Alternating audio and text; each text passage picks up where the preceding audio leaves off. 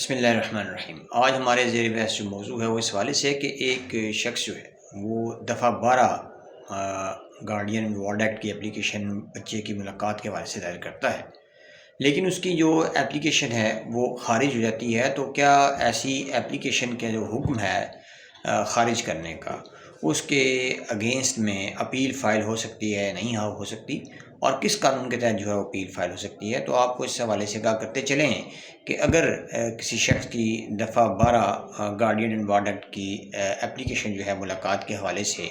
وہ خارج ہو جاتی ہے، تو ایسی صورت میں وہ شخص جو ہے وہ section 47 guardian and ward act جو ہے اس کے تحت وہ سیشن کورٹ میں ڈسٹرکٹ کورٹ میں جو ہے وہ اپیل فائل کر سکتا ہے۔